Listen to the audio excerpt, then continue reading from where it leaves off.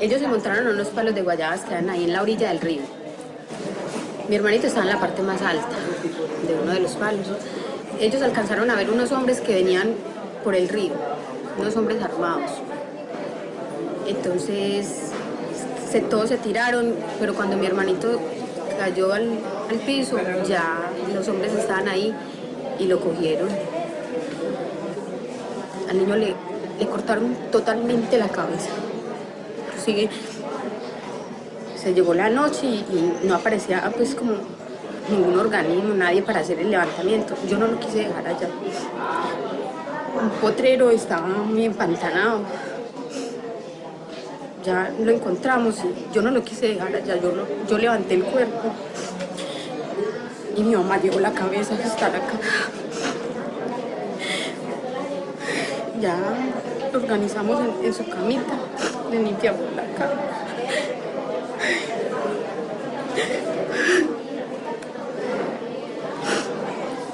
Como a la hora ya llegó el ejército y la policía y ya se levantaron. Lo único que quiero decir es que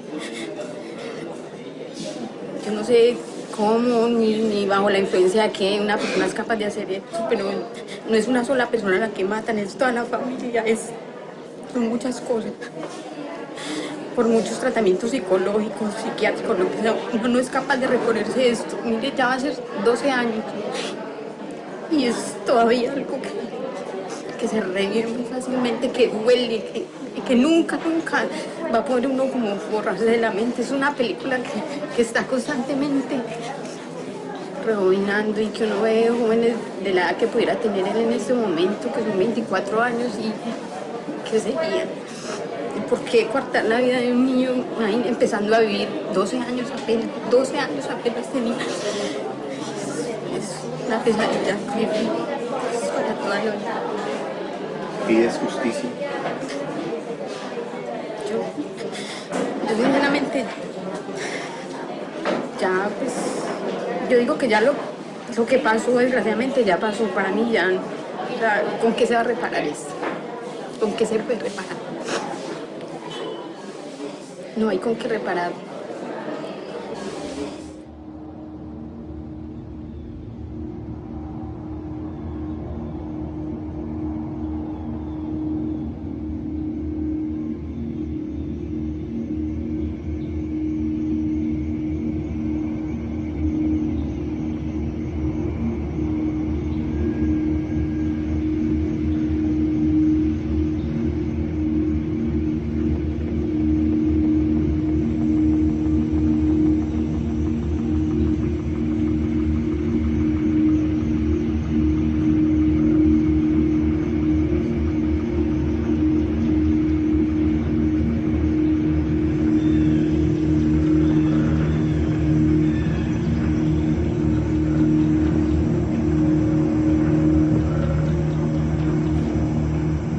En esta selva no hay Estado.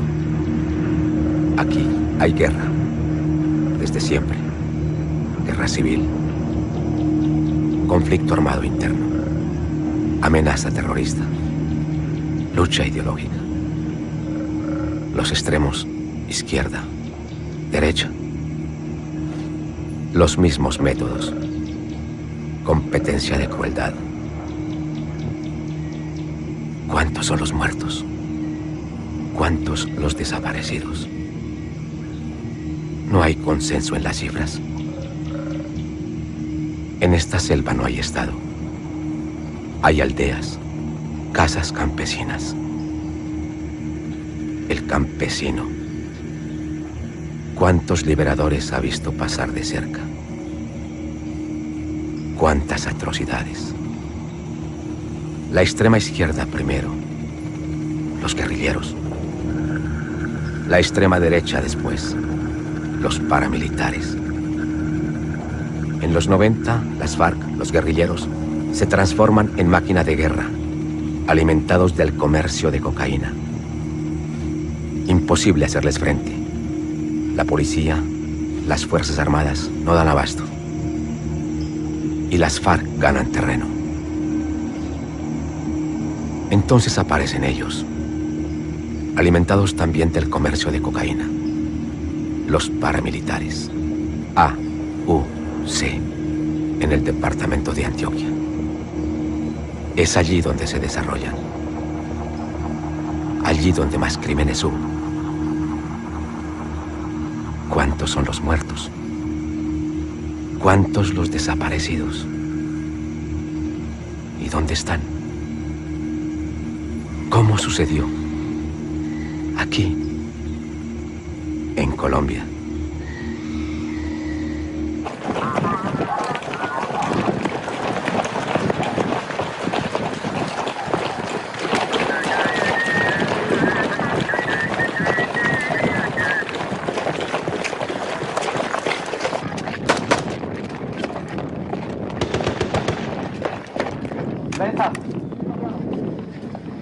¿Todo bien?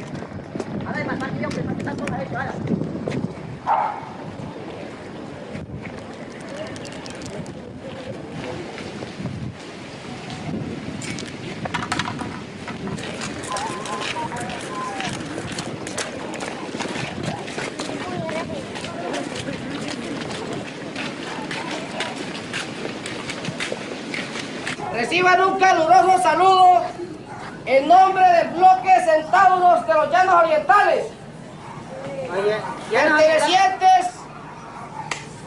a las Autodefensas Unidas de Colombia.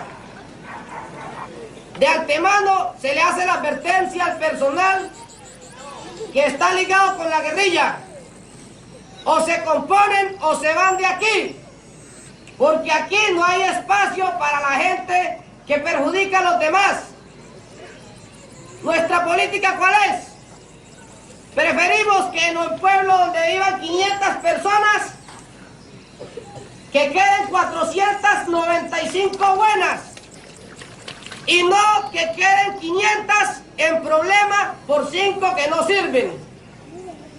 Todo aquel que se pille desobedeciendo nuestras órdenes no se vaya a arrepentir, porque ya cayó.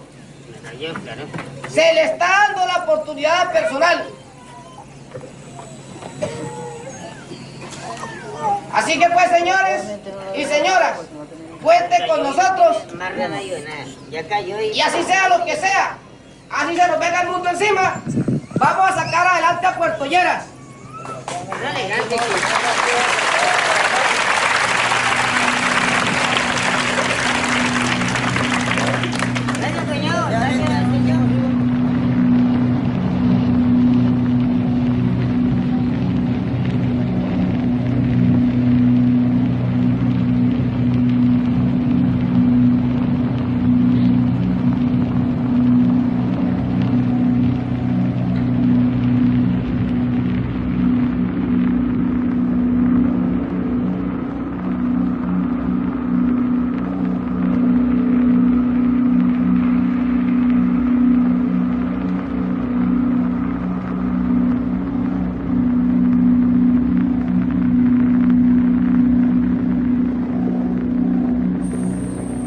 Agosto del 2002.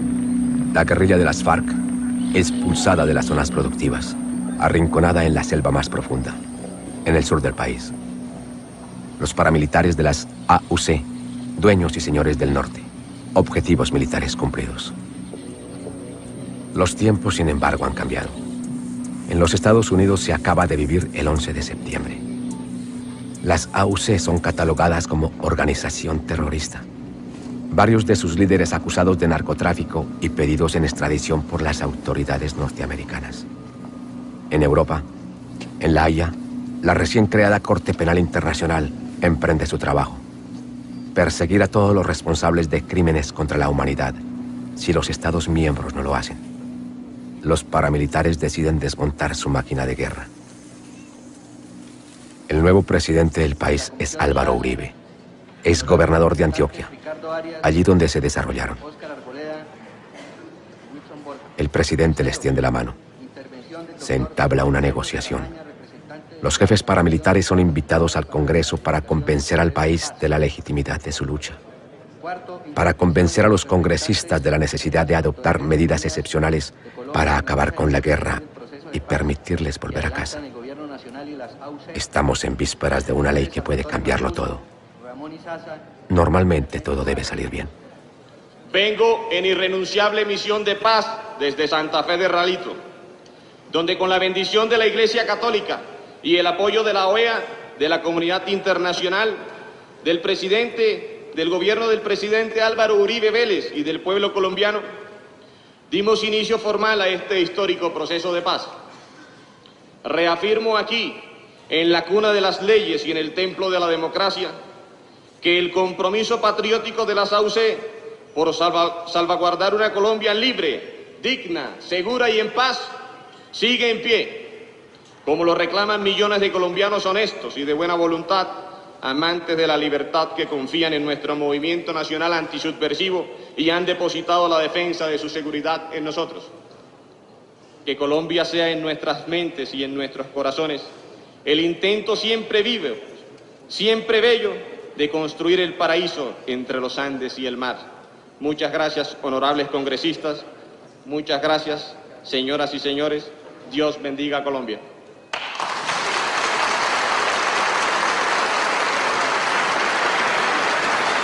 Continúe, señor Salas.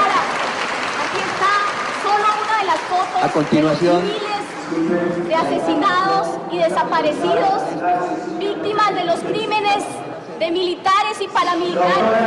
Afuera gritan y claman no más impunidad, no a las leyes de perdón y olvido. Que el Estado creador del paramilitarismo responda por los crímenes. Julio del 2005. La ley tiene el número 975 y se conoce como Ley de Justicia y Paz. Una ley generosa. Los combatientes de ejércitos ilegales podrán reinsertarse en la vida civil con dos condiciones: entregar las armas, confesar sus crímenes frente a una comisión judicial especial. Se dictarán penas de prisión, según los niveles de responsabilidad, de 5 a 8 años como máximo. 32.000 paramilitares deponen las armas. Unos 100 se presentan a la comisión judicial. Los colombianos vamos a hacer lo que ningún otro país hizo en situaciones similares. Vamos a buscar alcanzar la paz sin dejar de lado la aplicación de la justicia, la reconstrucción de la verdad y la reparación de las víctimas. Un desafío sin antecedentes en el mundo. Nunca más la guerra. Nunca más la guerra. ¡Viva Colombia!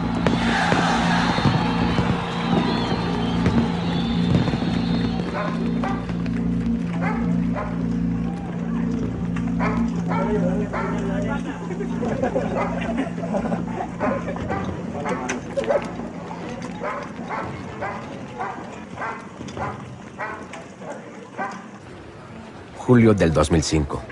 La nueva unidad de Fiscalías para la Justicia y la Paz empieza labores. Dispositivo de funcionamiento: ninguna posibilidad de confrontación directa. El crimen en una sala, el sufrimiento en la otra. Se reanuda la diligencia de versión libre del postulado Hernán Giraldo Serna. Se deja constancia que la diligencia se desarrolla en la sala número 2 de la Unidad Nacional para la Justicia y la Paz de Colombia. Asimismo, se deja constancia que la diligencia se transmite en directo a la sala especialmente habilitada para que las personas acreditadas como víctimas puedan hacer uso de su derecho de acceso a la justicia. Tengo unas preguntas desde la sala, entonces vamos a presentarlas, o si alguien la quiere hacer directamente para ustedes, los escuchamos. Quiero saber a dónde se encuentran mi esposo y mis dos cuñadas. Desaparecieron en el 2002, en el mes de septiembre. Nombre. Rafael Antonio Pérez Atilano y Dalidis Pérez Atilano, Noemí Pérez Atilano. Vivían en el sector de Buritaca. Esa es la hermanita de ella, esas son las dos cuñadas mías.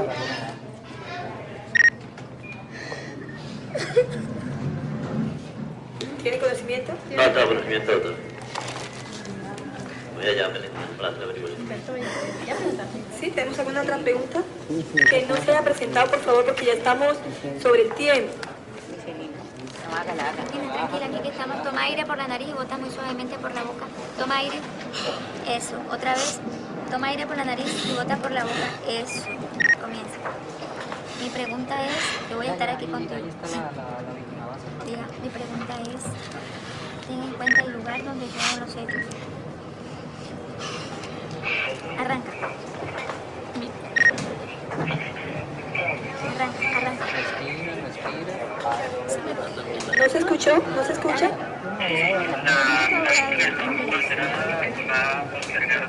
Tenemos asistencia psicológica en sala. ¿Pero quién es tu abogado? Carlos, a él lo mataron el 17 de marzo de 2002, en el Cerro de los Muchachos. Lo sacaron de Palomino en compañía de mi hermano. Lo encontré muerto en el Cerro de los Muchachos. Lo mataron en la carretera y lo tiraron al vacío.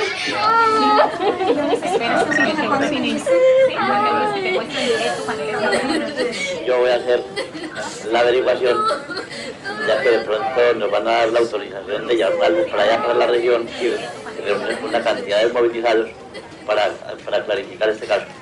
¿Supo los motivos cuando le dieron muerte? No tuve conocimiento, doctor. Sigamos. Yo quiero saber qué pasó con mi esposo y con mi cuñado, o sea, Francisco Valencia y Joaquín Angelio Valencia. Hacen 4 años que se desaparecieron de la Guacatera, de la entrada de la Guacatera. Entonces yo quiero que usted me diga qué hicieron con ellos y a dónde los tienen. Si los hubieran matado, nos los hubieran entregado, pero no los hubieran enterrado por allá o quién sabe qué le hicieron. Entonces yo quiero saber que me entreguen el cuerpo, qué le hicieron y dónde está. Yo no di la orden de ese muchacho. Se cometieron errores, sí, hubieron accidentes, sí, es lógico. En tanto tiempo de guerra que tuvimos, fueron casi 30 años. Pero este caso yo no lo mandé a hacer. Pero sí estoy comprometido de investigar quién lo mandó a hacer para entregarle a la Fiscalía los datos completos de lo que pasó con este señor. Pero no he tenido la oportunidad porque aquí las instituciones no me lo han permitido de reunirme mucho tiempo con los muchachos. Y así como vamos, esto nos llevará 10 o 12 años para llegar a la finalidad.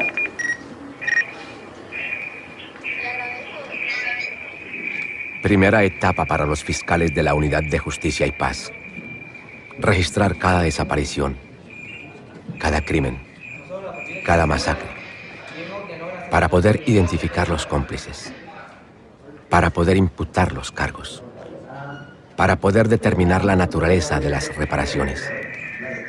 Solo entonces podrán comenzar los juicios. ¿Cómo es posible que haya sido asesinado de esta manera y que no lo dé ninguna prueba de por qué cometió este civil asesinato? Él no solamente fue asesinado, fueron muchos, fueron miles, cientos o casi miles de asesinatos que hicieron en la región, no solamente por parte de nosotros, por parte de la guerrilla, también hubo muchos campesinos muertos. Pero tienen que entender de que en una guerra de casi 30 años, donde casi la mayoría de la gente que yo he nombrado están muertos, porque la mayoría de las personas están muertas. Y campesinos fue lo que enterramos y hay enterrados en el campo. Pero pues, da tristeza y todo, esto no lo hubiéramos querido hacer, pero el destino nos llevó a ese lugar. Yo soy un campesino igual que todos los campesinos y me tocó esa decisión porque la guerrilla nos arrinconó a ese sector y nos llevó a la guerra. Y ahí hubieron muchas personas inocentes que murieron, uno lo reconoce, murieron niños, casos como escuchamos ayer, y uno lo lamenta, pero de todas maneras las personas ya están muertas y por mucho que discutamos no las vamos a revivir. Estamos reconociendo los casos que nosotros hicimos y para eso estamos aquí.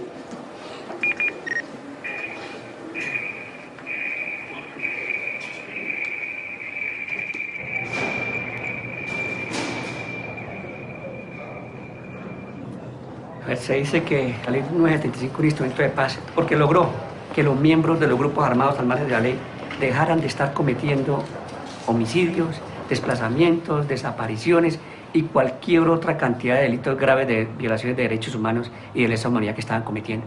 Dieron la cara, entregaron las armas y además después de que dieron esto, hoy día están judicializados. De los 35 comandantes, que solo 2 estaban privados de libertad, hoy día 28 están presos en las cárceles. La mayoría está contando los delitos, está permitiendo conocer la verdad de los hechos, que todos conozcan la magnitud de lo que sucedió. Del total de paramilitares desmovilizados, que el gobierno inicialmente ha dicho que fueron 31.600, el gobierno presentó ante la Fiscalía 3.600 personas, como personas que habían cometido crímenes de lesa humanidad para que fueran procesadas por esta ley. De esas 3.600 personas, 600 en realidad han comparecido a la Fiscalía. El resto, el 98-99% restante, ha sido dejado en impunidad total. Estos otros también van a tener una suerte de impunidad, pero por lo menos hay en relación con ellos algún tipo de trámite pseudojudicial, porque esta ley tampoco es que contenga propiamente un juicio penal que merezca ese nombre. Es un trámite judicial o es un trámite más bien administrativo realizado por funcionarios judiciales. Lo primero es que la Ley de Justicia y Paz ha sido promovida por un gobierno que fue de autoridad y que impuso otra vez las condiciones de seguridad que ayudó a que se desmovilizaran. Esa es una de las razones de las críticas. Otras, porque a veces quieren poner un listón tan alto, tan imposible de cumplir, que les sirve para generar una disputa política con el gobierno. Pero bueno, independientemente de eso, yo creo que hoy los resultados son admirables y es un proceso que va a ser ejemplar para el mundo y va a ser visto en 10 años como el gran modelo de justicia transicional que ha hecho el mundo moderno para resolver un problema de violencia.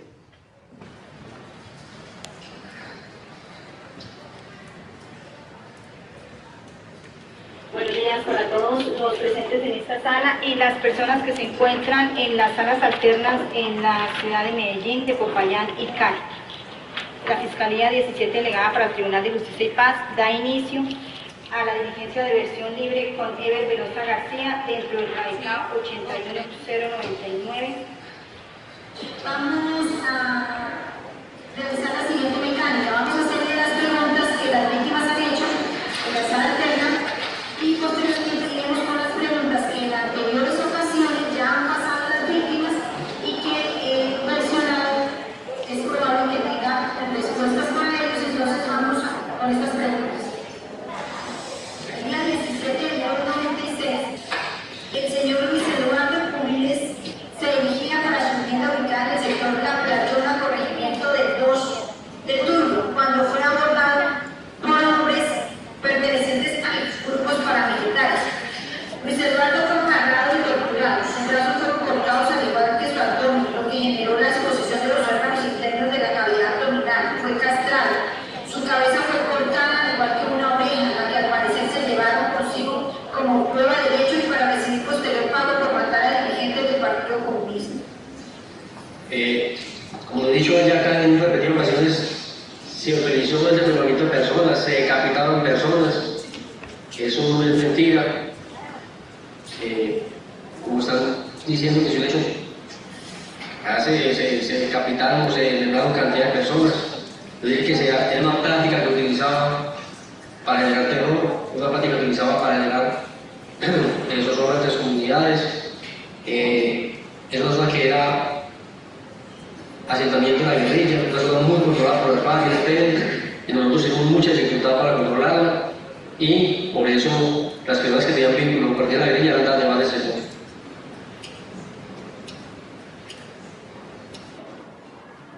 Mataron un sobrino, un hermano y un hijo. Me lo mataron el 17 de agosto de 1992. Yo como madre quiero saber dónde está el cuerpo, que me lo entreguen, porque realmente... Mi hijo era el que no veía por nosotros, el que trabajaba pagando. 5 niños pequeños. 3 días, nací el martes, por mi hermano, le perdí en la playa de mi padre. Cuando un muchacho no sale en una silla de ruedas, y allí lo mataron solamente desde la casa hasta la mitad de la vida, lo van a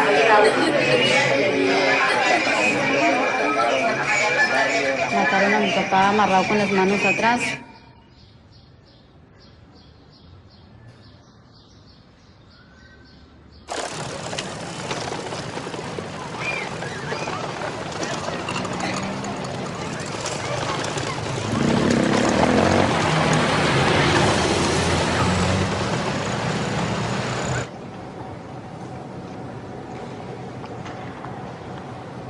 Febrero 18 del 2000, El Salado Carmen de Bolívar. Una masacre. Los paramilitares llegaron a la población del Salado y mataron mucha gente y a las demás las desplazaron. Es bueno que usted explique, porque lo hemos escuchado hoy hablando de que cada vez que habla de una masacre, porque fue eso, una masacre, usted la pretende hacer ver como un enfrentamiento. Un enfrentamiento en donde, según usted dice, era enfrentamiento con la guerrilla, pero ahí no murieron guerrilleros, o si murieron, no fueron todos guerrilleros, ahí murieron campesinos, murió gente inocente. Entonces, lo que queremos saber es que usted, si lo sabe, entre en detalle de esa operación. Claro, El Salado es un pueblo que queda abajo de un huequito. A un hueco y tiene también lomita, hay una antena también, una antena de Telecom. Y todas las guerrillas estaban posicionadas de la antena de Telecom y una parte del pueblo. ¿Qué hicimos nosotros? Nosotros cuando llegamos, lo hicimos fue rodear El Salado, para poder salvar la vida a los muchachos. Pues a nosotros pelean de las casas eso es guerra, pero una guerra sangrienta. De ahí, producto de eso, era que el gallo reunió entre el pueblo y los sectores de la guerrilla que llevaba a Rodrigo y unos dos sectores le entregaron a él, señalaron a las personas que le iban dando de baja en la plaza. Habían dos personas que, según usted, eran desertores de la guerrilla, y como dicen vulgarmente, le daban dedo a los que ellos consideraban, y usted sin más ni más los ejecutaba. Lo ejecutamos. ¿Cuántos muertos hubo en ese conflicto ahí, en ese parque que sacaron a la gente y les dieron dedo? ¿Cuántos muertos hubo en ese parque? 38. 38. ¿De esos cuántos mató usted? Pongo más o menos unos 12. ¿Mató usted directamente? ¿Cómo los mató?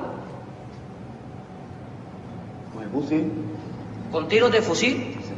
¿Alguna otra forma en que los mató? No, señor, con tiros de fusil. ¿Usted vio que alguno de ellos hubiese torturado, porque están todos ahí, hubiese torturado a alguien? No, señor. Ahí lo que pasó, lo voy a explicar lo que pasó ahí. Lo que pasó fue que ellos duramos casi 6 días peleando ahí, los marranos fue los que comieron, se están comiendo las cabezas y eso. ¿Las cabezas de qué? De las personas. ¿Y por qué habían cabezas de personas? No, del cuerpo humano se lo están comiendo los marranos. ¿Hubo muertos con machete? No me di cuenta, señor. ¿Hubo muertos a punta de garrote? No, señor.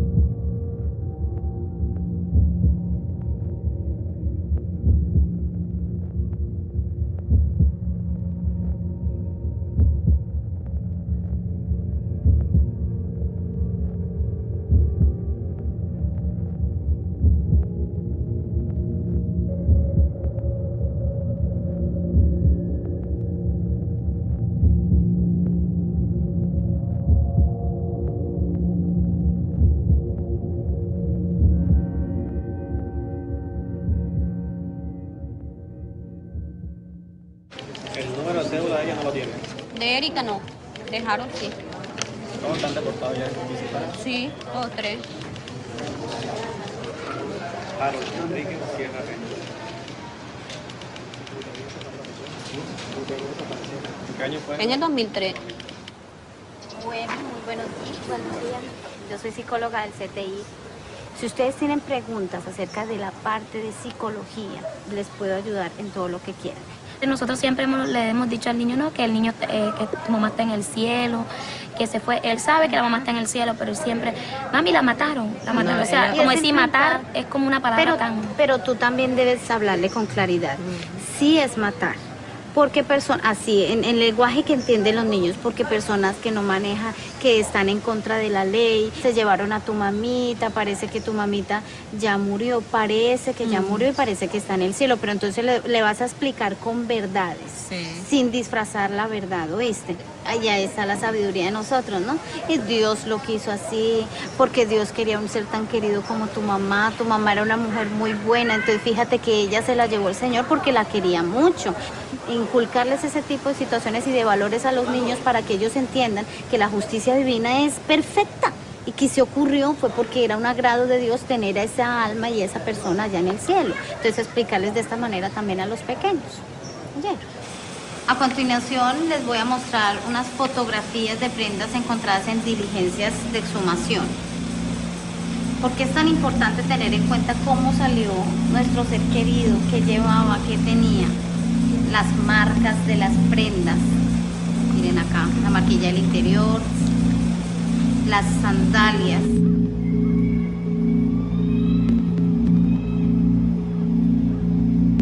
Julio del 2007. El proceso de justicia y paz lleva 2 años. Los juicios no han comenzado. Todavía se registra cada crimen, cada homicidio, cada desplazamiento forzado, cada desaparición.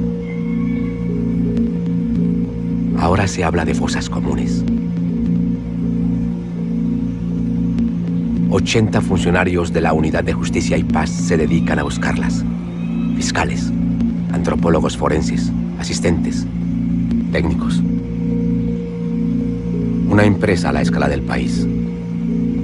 Un territorio del tamaño de Alemania, Francia y España reunidos.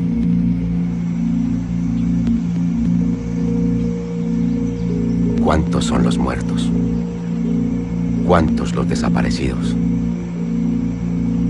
¿Y en dónde están? Un cementerio enorme, clandestino.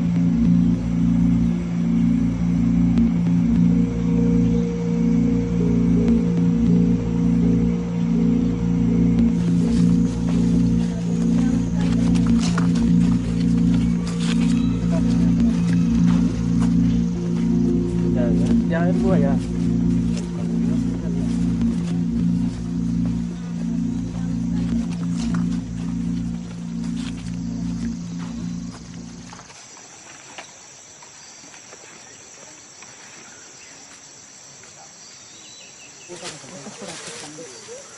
Por aquí, pero señáleme en un sitio y yo le hago ahí, porque si usted me dice... No, eso es lo que usted hizo, por eso que ya no le dije tú. Ah, bueno, entonces hágale bien y vaya recreando la situación.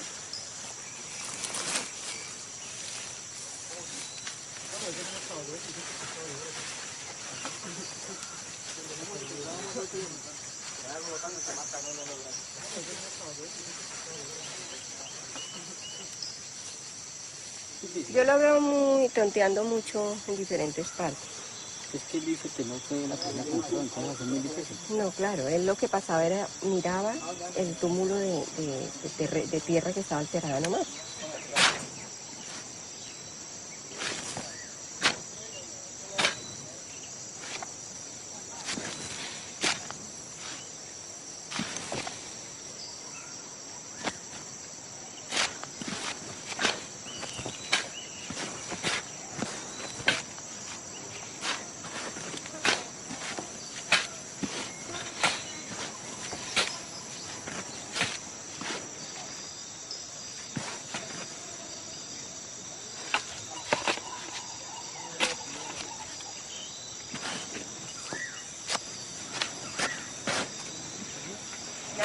No, mira, aquí no hay nada, pero sin embargo, pero el barreno. ¿Me prestas el barreno? Sí, lo hizo. Ah.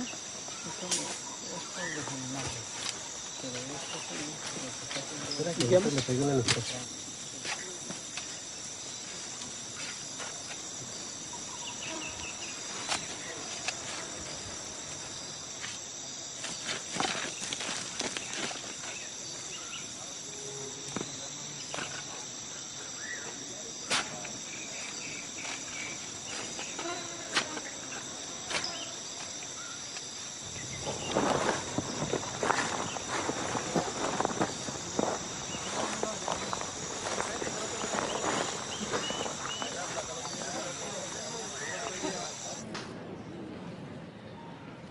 Siga, señor postulado. Señor fiscal, en el sitio Villa del Rosario, donde quedaba el antiguo trapiche, al lado del río, se construyó un horno donde se cremaron aproximadamente de 40 a 50 personas después que se les daba muerte. Bueno, más o menos lo que tenemos de ese hecho, pero queremos ahondar y trabajar, ojalá de mano con las víctimas, con los que tienen desaparecidos, para así poder darle la verdad de lo que pasó. Aparte del horno, de estos hornos que utilizaban para desaparecer las personas, o la evidencia o los rastros de personas que eran asesinadas por las autodefensas, ¿se utilizó otro método, otro mecanismo para desaparecer a las personas? Sí, señor fiscal, el otro mecanismo era arrojarlos al río. ¿A cuál río? El río Zulia. La decisión de desaparecer a las personas era tomada por quién? O sea, ¿por qué el hecho, por qué no matarlas y ya, sino desaparecerlas? Bueno, eso viene de mucho tiempo atrás. Duraba la orden de los comandantes, era desaparecer las personas. Salvatore Mancuso era uno de los que decían: no desaparezcan la gente, que si se les da muerte es por algo, que la comunidad sepa que se les dio muerte y que se está haciendo algo por el pueblo, que se está limpiando. Pero en contra de esa orden, Castaño decía que mucho muerto, que no podía aparecer porque eso estaba perjudicando en cierto modo a las autoridades, y en cierto modo algún día nos venía a perjudicar a nosotros.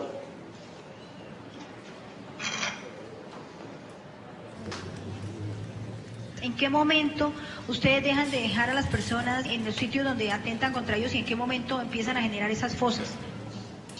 Ahí hay una gran responsabilidad de la fuerza pública, porque en Urabá comienza a haber una serie de homicidios todos los días. Entonces, a los comandantes se les suben los índices de homicidios. ¿A los comandantes qué? A los comandantes de la policía o del ejército. Se comienzan a subir los índices de homicidios y comienzan a ser presionados por sus jefes más altos, o por medios, o por diferentes entes, tanto gubernamentales como de ONGs, porque están ocurriendo estos hechos y enfrente de ellos.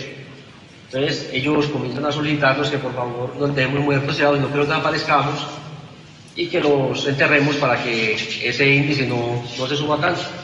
Ahí es donde comienza a operar y a implementarse ese modo de las fuerzas comunes, y se va creciendo, porque ellos muchas veces permitían cometer el hecho, pero con el compromiso de sacar a las personas y no hacer las tiradas por ahí.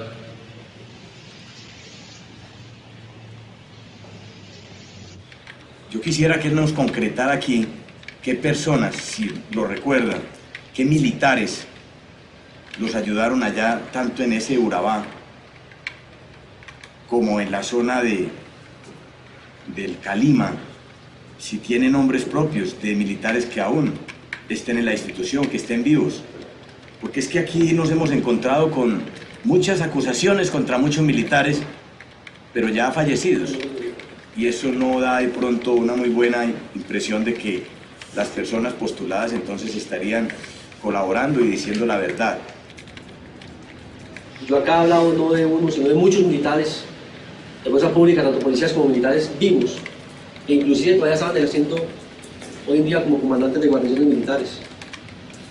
He hablado de coroneles, que hoy en día todavía hasta generales ya.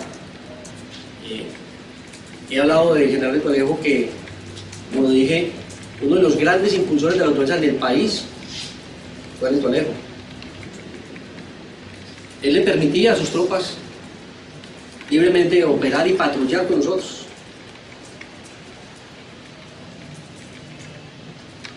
Y el Urabá no es un secreto, el Urabá no es un secreto de que, yo lo he dicho acá, Capitán Carvajal, en ese momento capitán, patrullaba conmigo como un miembro más de las autodefensas. Era una misma tropa, una misma fuerza. Nosotros matábamos un guerrillero, yo lo dije acá, en Curulao tuvimos un combate, dimos debajo a dos guerrilleros. Después llegó un teniente que estaba al mando del capitán Carvajal en ese momento coronel Carvajal, Byron Carvajal, y le pegaba los tiros con el fusil dentro por los huecos que nosotros le habíamos pegado los tiros. Y después lo reportaron como muerto en combate. Eso es un falso positivo. No he podido aterrizar la fecha, pero por el Limón una vereda de Turbo, Antioquia, el ejército llevaba abajo unos autodefensas. Esos autodefensas son unos muchachos que reclutamos, uniformamos y matamos para darle un positivo al coronel Duque, de que él sí estaba dando resultados contra los autodefensas. Caso Mapiripán, ¿quién era el comandante?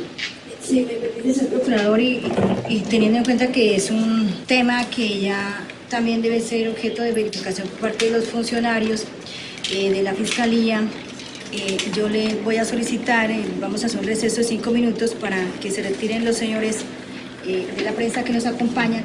Entonces, hacemos un receso de 10 minutos. Muchas gracias. Señora fiscal, gracias. A ustedes muy amables. A ustedes muy amables.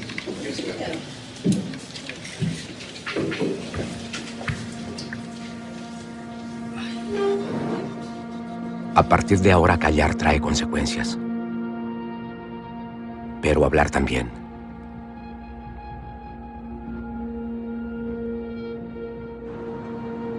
Comienzos del 2008. La acumulación de registros continúa.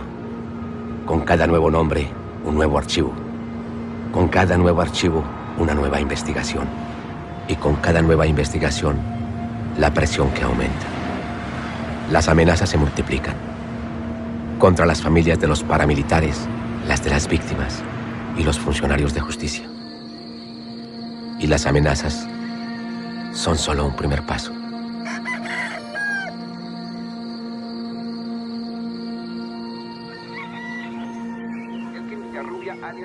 Reveló que el general Rito Alejo del Río participó presuntamente en la planeación de la masacre de Mapiripán.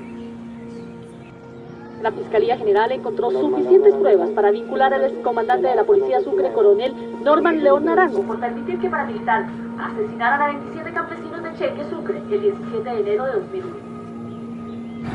En el día de ayer se conoció aquí en las afueras del Palacio de Justicia que al parecer algunos comandantes, 3, estarían con cámaras filmadoras haciéndole seguimiento a las personas que venían a representar a las víctimas. Por eso ellos han solicitado también al fiscal que queden garantías para que no les suceda nada más adelante. El asesinato de una mujer que representaba a cientos de campesinos víctimas de las autodefensas sacude hoy los procesos judiciales que se adelantan contra los ex jefes paramilitares. Yolanda Izquierdo, una activa participante en las audiencias contra Salvatore Mancuso, fue asesinada a tiros en la puerta de su casa en Montería.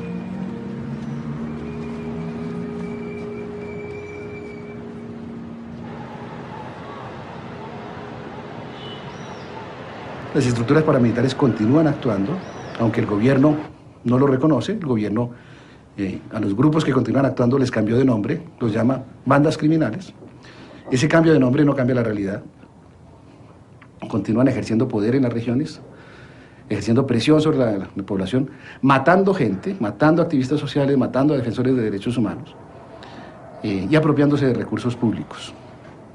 Y lo grave de esto es que mientras no se reconozca el paramilitarismo, no podrá ser erradicado de Colombia. Es necesario que se reconozca por las autoridades nacionales y por la comunidad internacional y por la sociedad colombiana en su conjunto la persistencia del fenómeno paramilitar. César Joaquín Pérez Anaya, 26 de mayo del 2000. No, señora fiscal, no tenemos ninguna respuesta. Pero tengo otra pregunta adicional. En el día de ayer usted se refirió a la orden dada por Carlos Castaño frente a causar la muerte a un gran número de personas. Señora fiscal, no me quiero referir hoy sobre ese tema, con mucho gusto lo hago en la próxima vez, o lo hago sin que estén presentes los periodistas, y lo digo por una cosa. Yo dije ayer aquí una cosa y en la prensa he dicho otra totalmente diferente. Bueno, y si es así, yo no puedo seguir respondiendo. ¿Tenemos alguna aclaración para la audiencia en relación con este hecho? No, señora fiscal. Si no tenemos ninguna aclaración frente a esa información, damos por terminada esta declaración. Se aceptaron 17 hechos con 55 víctimas. Hay un CD de 236 preguntas realizadas. Se diligenciaron 144 formatos de hechos atribuibles al bloque norte y adicionalmente hay 110 preguntas más.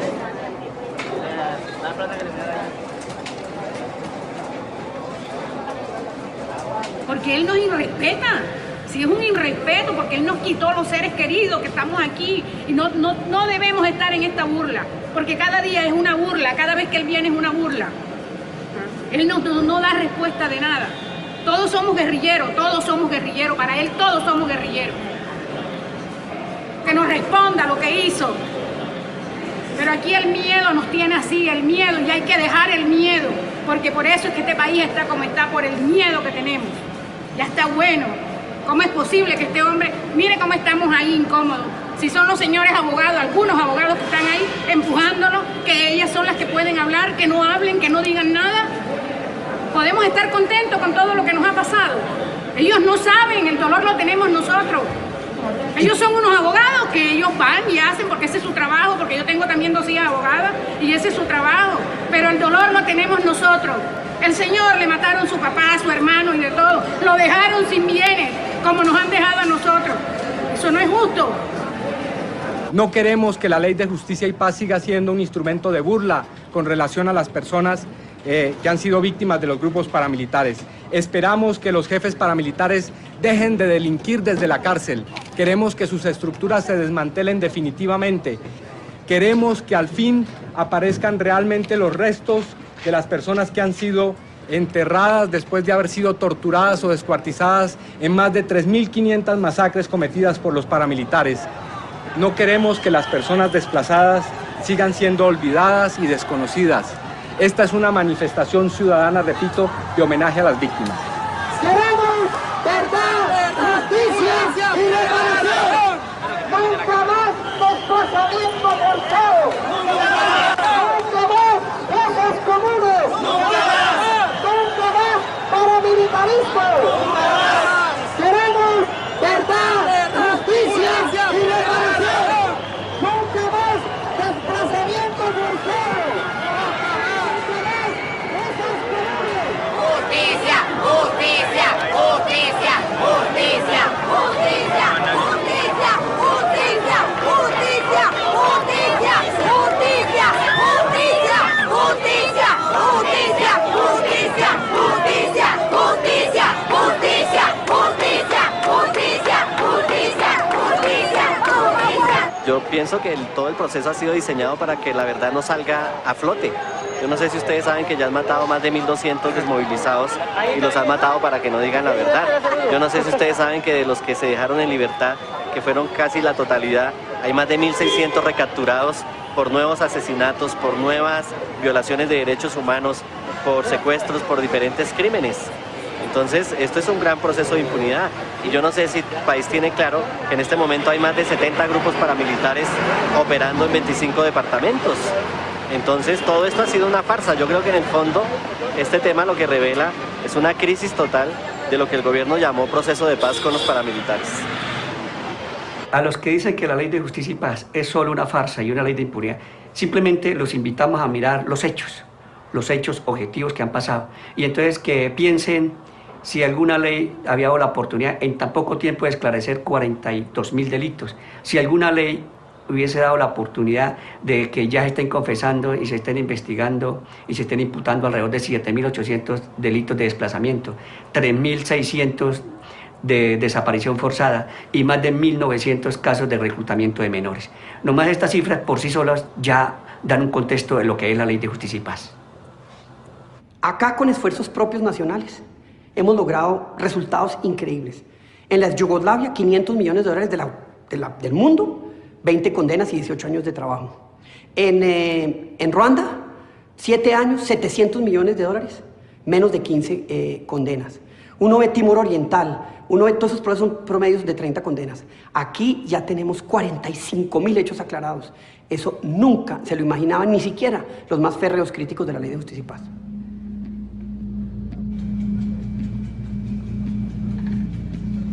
Apuntan los culpables, pululan los verdugos, llueven los torturadores. Nos asqueamos del cómo, ignoramos el porqué. ¿Qué se sabe de los autores intelectuales? Del móvil del crimen. ¿Esta búsqueda de la verdad es acaso un trabajo lleno de promesas de esperanzas o un pozo sin fondo. La promesa de un camino sin salida. ¿Cómo evitarlo? ¿Cómo salir de la trampa?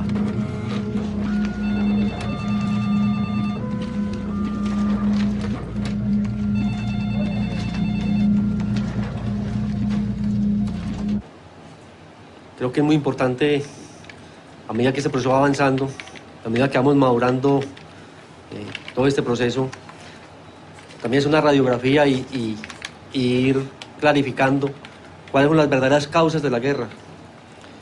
Porque la guerra, ahora me doy cuenta que la única causa no era combatir la guerrilla, era uno de los objetivos, pero habían otros objetivos, otros intereses particulares de muchas personas, tanto los hermanos Castaños, como de políticos, de empresarios, militares, muchas otras personas de este país, que son los que verdaderamente se han beneficiado de esta guerra.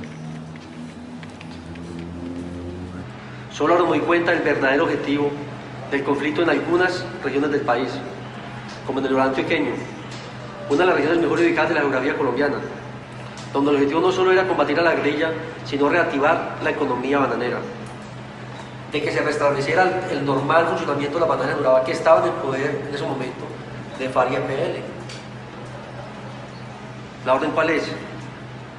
Obligar, prohibir de que esos empleados o esos obreros de las bananeras hicieran paros. Y así se logró. Habían paros que duraban meses, cuando la economía bananera estaba quebrada. Y en esa época no volvieron a dar paros en la zona bananera. Son casi 100 muertes de sindicalistas en un solo año, en el año 95. Falta el 96, 97, falta hasta ahora, hasta el 2004 que nos demovilizamos. Entonces, ¿eso fue en beneficio de quién? De unos pocos que eran los bananeros y en contra de ese pueblo. Entonces, realmente, quien se benefició de la guerra de Urabá fueron los empresarios bananeros. Todas las fincas bananeras de Urabá nos colaboraban. Allá estaba Univán, Banacol, Chiquita, Adol, todas las empresas bananeras nos colaboraban.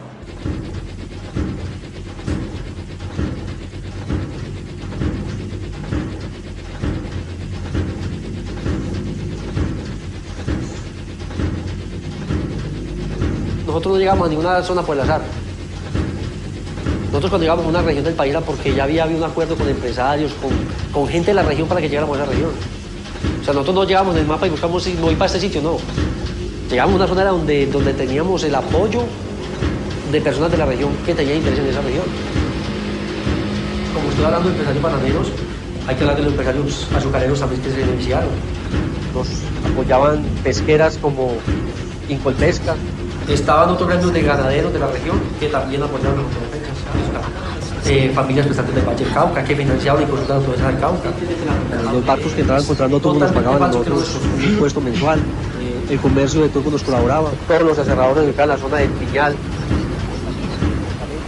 Los comerciantes de San Francisco todos nos pagaban una cuota. Los comerciantes de la Galería del Pueblo, de Pueblo Nuevo y Transportes JC, unos comerciantes de abarrotes allá. Los más grandes comerciantes de la que nosotros como los Calepalos, Bonilla, dueños de economía lícita como ilícita. De Discoteca Capricornio y lo del restaurante Los Balcones. Finqueros, empresarios, ganaderos, políticos de toda clase.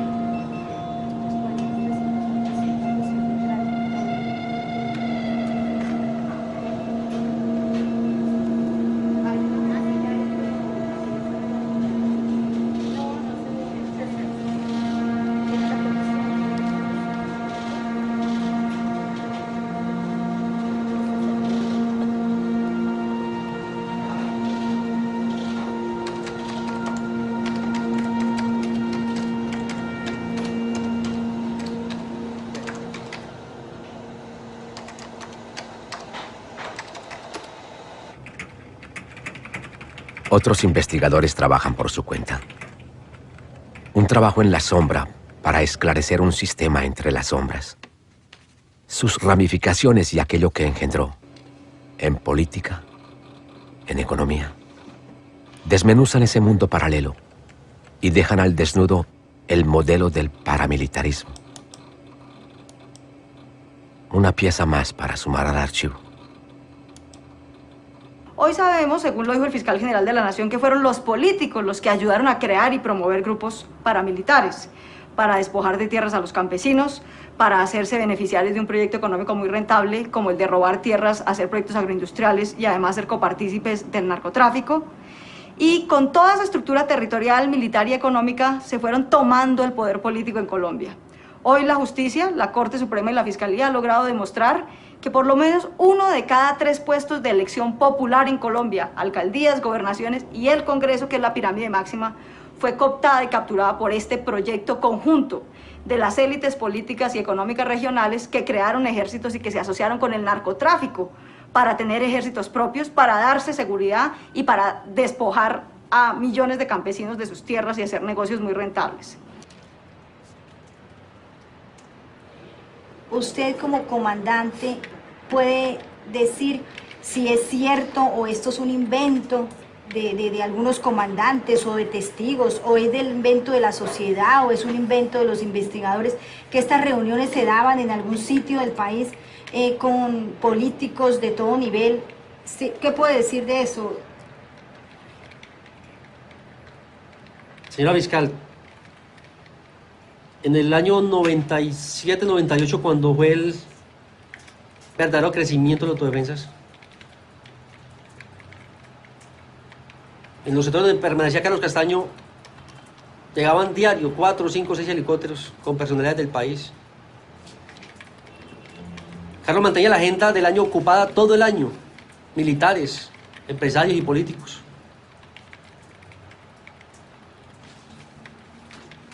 Las reuniones que hablan otros postulados y que he escuchado también de personas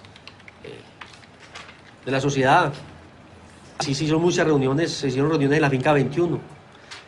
El objetivo era que cada uno de los representantes de los bloques llevara sus aliados políticos a esas reuniones, a esas cumbres de autodefensa, donde se tocaban los temas políticos del país, donde se trataban de hacer alianzas o acuerdos para elegir candidatos.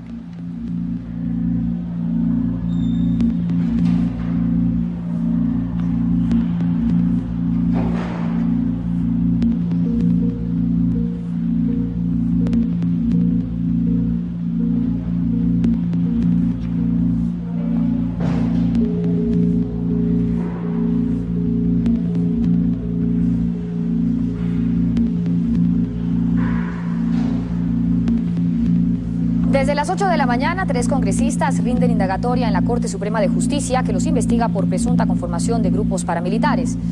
Y mucha atención, agentes del CTI y de la Fiscalía acaban de capturar en Sincelejo al exgobernador de Sucre, Jorge Anaya, dentro del escándalo de la parapolítica. Y el otro político que amaneció privado de la libertad es el senador norte santanderiano Ricardo El Cure Chacón. Juan Manuel López Cabrales, actual senador de la República, fue capturado en el puente aéreo hace pocos minutos. Lo mismo que en Montería fue capturado el senador Miguel de la Espriella. Otros 3 parlamentarios activos también acaban de ser cobijados con orden de captura por parte de la Sala Penal de la Corte Suprema, y 15 personas que no tienen el fuero de parlamentarios ya están siendo capturados por las autoridades, entre ellos la exparlamentaria Eleonora Pila.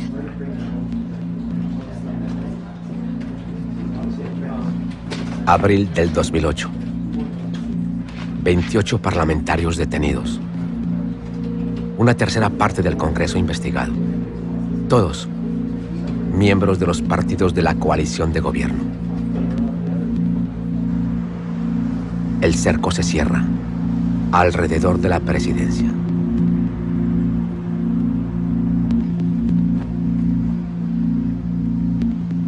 Buenas tardes. El escándalo de la parapolítica afectó hoy a uno de los hombres más cercanos al presidente Uribe. La Fiscalía le dictó orden de captura al expresidente del Senado y primo del jefe del Estado, Mario Uribe Escobar. Luego de conocer la medida en su contra, el ex senador sorpresivamente se presentó no en la Fiscalía, sino en la Embajada de Costa Rica, en donde solicitó asilo político.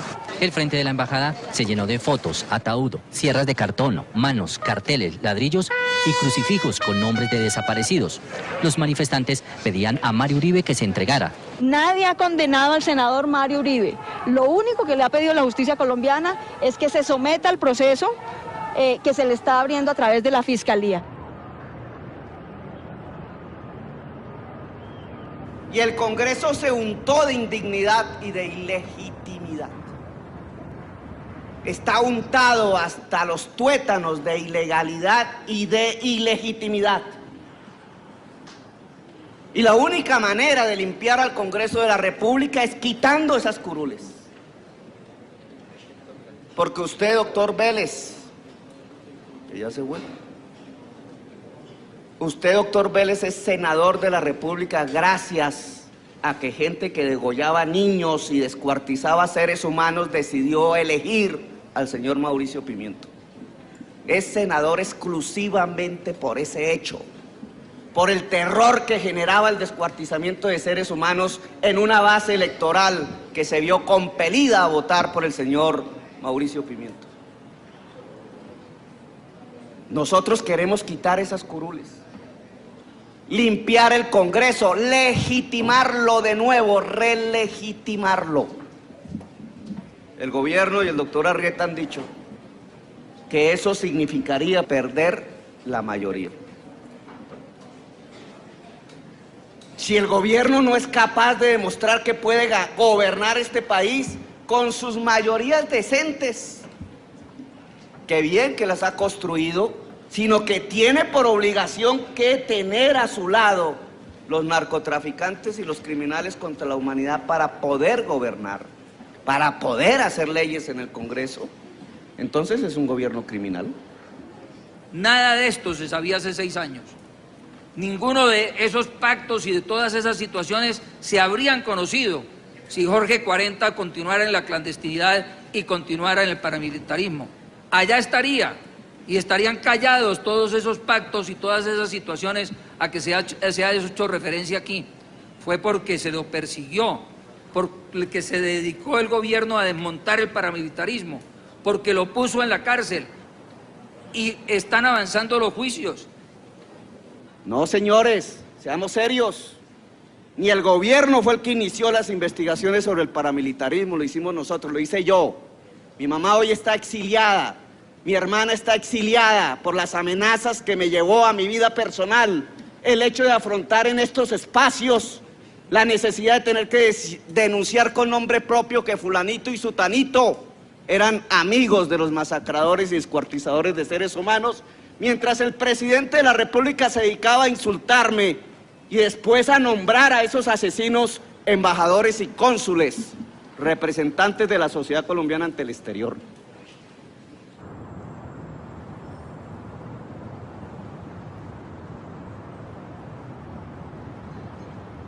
En esta ciudad hay un Estado y un aparato de justicia.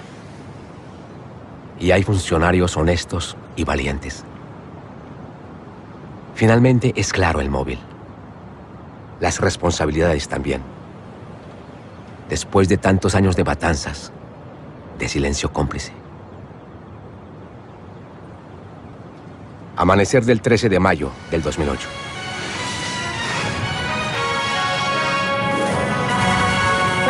Sorpresivamente, el gobierno extraditó esta madrugada a los peces gordos del paramilitarismo. 14 jefes desmovilizados de las autodefensas, entre ellos Salvatore Mancuso, Diego Fernando Murillo, alias Don Berna, y Rodrigo Tobar Pupo, alias Jorge 40, fueron puestos en manos de hombres de la DEA que se encargaron de trasladarlos a Estados Unidos. Los extraditados tendrán que responder en Estados Unidos por los delitos de narcotráfico y lavado de activos. A las 3 de la madrugada comenzó la reseña de migración, la identificación de cada detenido, el examen médico y la entrega a los alguaciles de la DEA. Luego, en fila, fueron llevados al avión sin tiquete de regreso por ahora. Los 13 detenidos tienen varios delitos en común, como concierto para delinquir, enriquecimiento ilícito, secuestro y homicidio agravado. Pero ante las Cortes Federales de los Estados Unidos en Miami, Washington y Nueva York, deberán responder por posesión y envío de drogas o narcotráfico y lavado de activos. Precisamente el presidente de la República acaba de explicar los motivos que lo llevaron a tomar la decisión de extraditar a los 14 ex jefes de las autodefensas. Porque algunos de ellos habían reincidido en el delito, después de su sometimiento a la Ley de Justicia y Paz. Otros no cooperaban debidamente con la justicia y todos incumplían con la reparación de las víctimas al ocultar bienes o demorar su entrega. El gobierno ha pedido y los Estados Unidos han aceptado que el Estado y el pueblo de Colombia puedan enviar representantes a los juicios que se adelanten en aquel país a fin de continuar en la búsqueda de la verdad. Mientras tanto, el representante de las víctimas de los crímenes de Estado, Iván Cepeda, dijo que las víctimas sufrieron otro golpe con la masiva extradición. Es una violación clara a los derechos de las víctimas e implicaría un fracaso de la Ley de Justicia y Paz. Lo que más nos preocupa es el problema de cómo se va a saber la verdad sobre los crímenes que cometieron, quiénes son los cómplices de estos jefes paramilitares y además de eso, pues dónde están los cuerpos de miles de personas desaparecidas. El problema es por qué estamos privilegiando el narcotráfico, que si acaso reparará a las víctimas del narcotráfico en Estados Unidos y no juzgándolos por la justicia ordinaria para los crímenes de lesa humanidad, que era lo que iba a reparar a las víctimas en Colombia.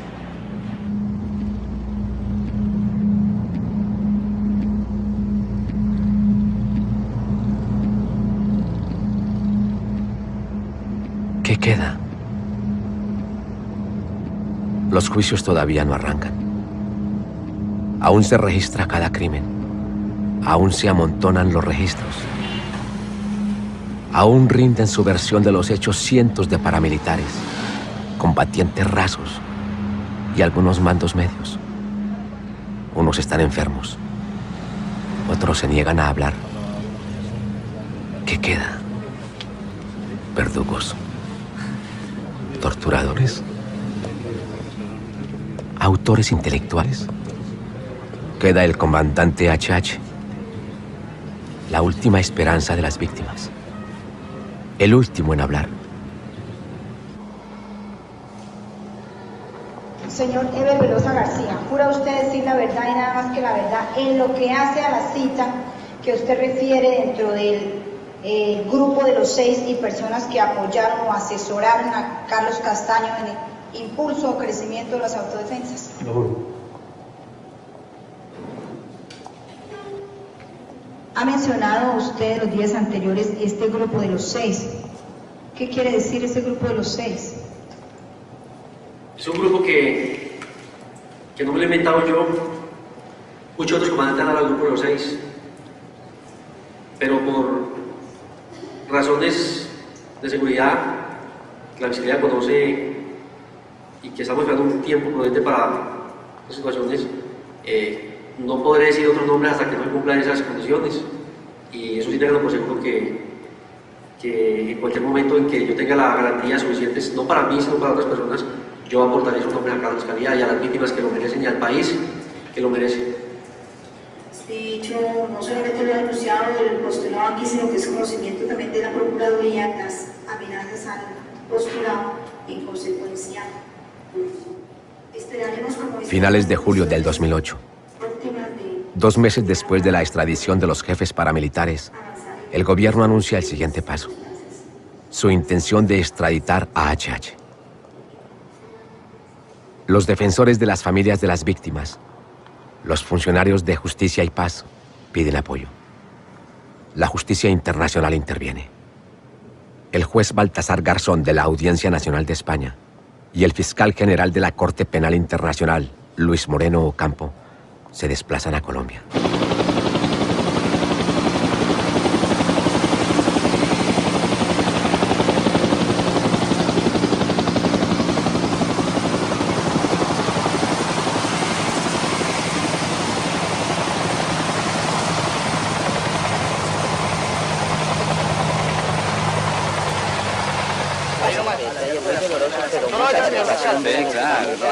Entregamos plenamente aquí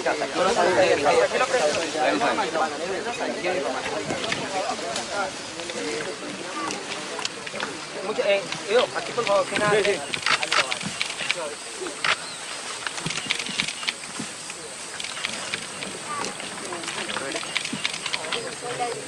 HH dijo que van a entregar alrededor de 400 fosas, que hay 30 fosas ya ubicadas.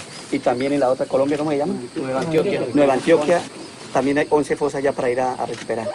Por eso nuestra solicitud comedida al gobierno de suspender no la extradición, pero sí el envío de HH, por ejemplo.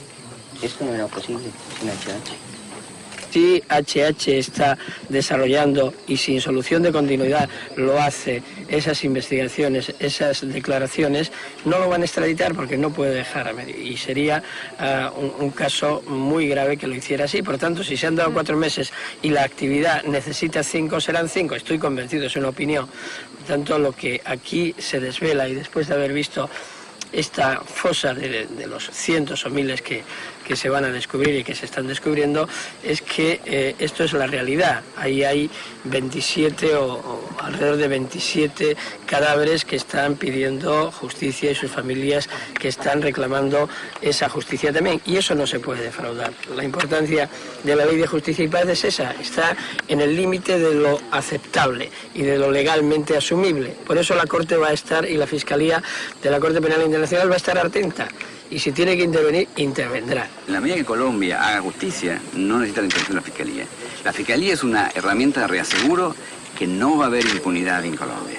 Eso es nuestro rol, reasegurar que si el gobierno no puede, nosotros lo vamos a hacer. ¿Cuándo sabemos que hay impunidad? ¿En 15 años, en 5, en 10 meses? No, me parece que es un proceso, como usted ve, muy fluido. Entonces, por eso estuve en octubre y ahora estoy de nuevo y vendré de nuevo las veces que haga falta, porque queremos estar seguros cómo funciona la cosa en Colombia. Usted fíjese, ese trabajo es un trabajo de primera clase mundial, es un trabajo perfecto, con una coordinación de fuerzas de seguridad, con un fiscal que viene, y al mismo tiempo, esta es una zona de violencia, es una zona que sin esa policía y ejército que tenemos alrededor nos pueden matar. Entonces, eso es una paradoja. ¿Cómo dentro de una democracia puede ser? Pregúnteselo a usted, esa es una pregunta para los colombianos, no para el fiscal.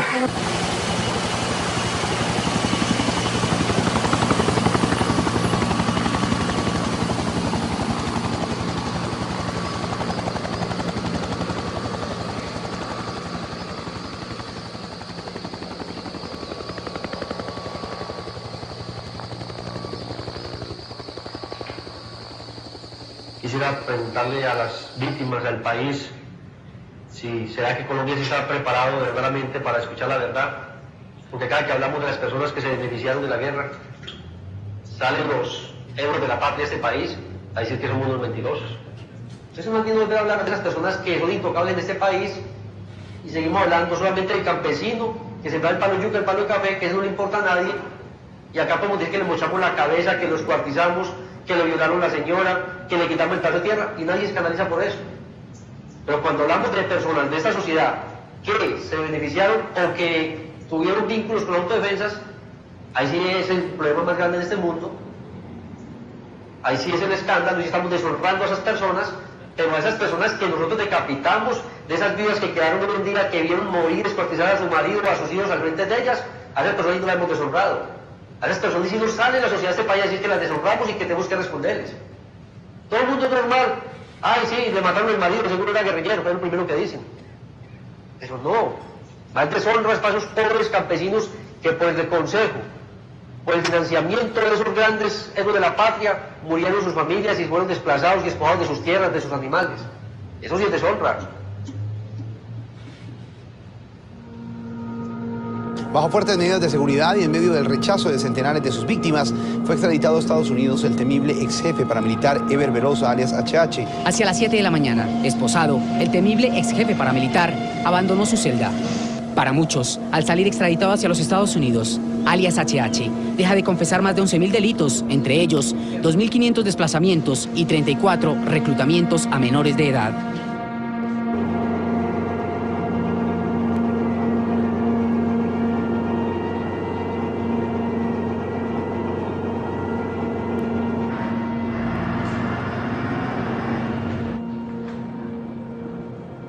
La última esperanza de las víctimas. El último en hablar. El último en irse.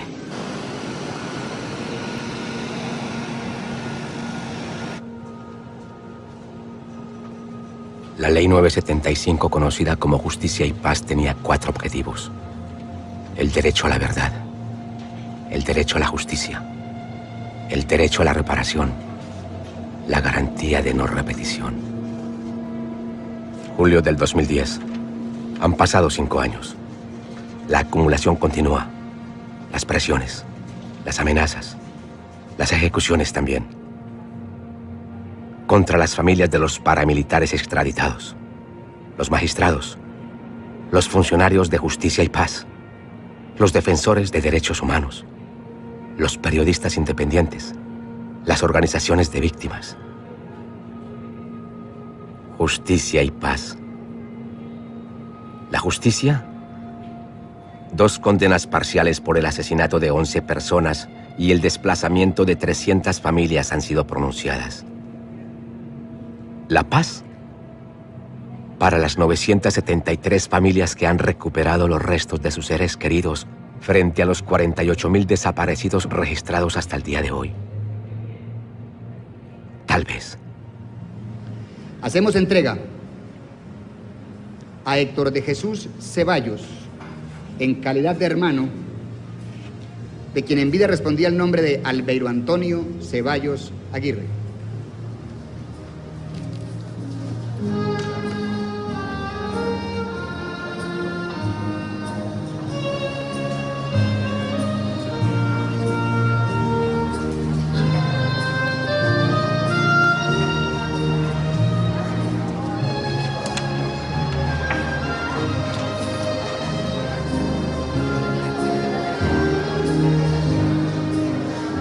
Dari Higuita, en calidad de sobrina, se hace la entrega de los restos óseos de quien en vida respondía el nombre de Joaquín Emilio Navales.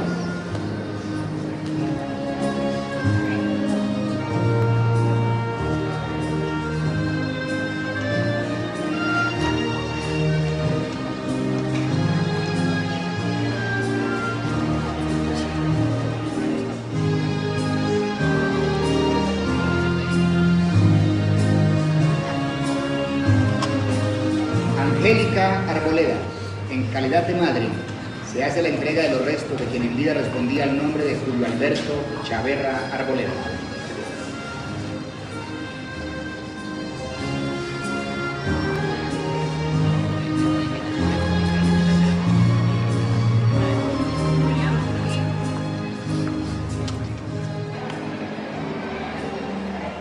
Jesús Rolando García Duque, en calidad de equipo, se hace entrega de los restos óseos de quien en vida respondía al nombre de Julio César García Amor. Manuel Patiño, en calidad de hermano, se hace la entrega de los restos óseos de quien en vida respondía al nombre de María Jesús Patiño Arboleda. Uy, no va a caer. ¿No va a caer? No, no. Ay, ay, ay. Lo verdad. Ahí va a haber el problema. Lo están construyendo muy grandes. Por ahí, le rebajemos. Este año. O le sacamos la tapa. Habría que zafarla de acá y voltearle la tapa hacia el contrario, así como está acá. Quitándole las bisagritas y volteando. Sí, claro. No. Ah, no, es que esto va a tocar. Eso no es toca. Esto no lo toca a nadie, por eso la vigilancia es 24 horas del día. Y coméntale entonces a las otras familias, porque si no quieren hacer, no es que no quieren y no que no nos cabe.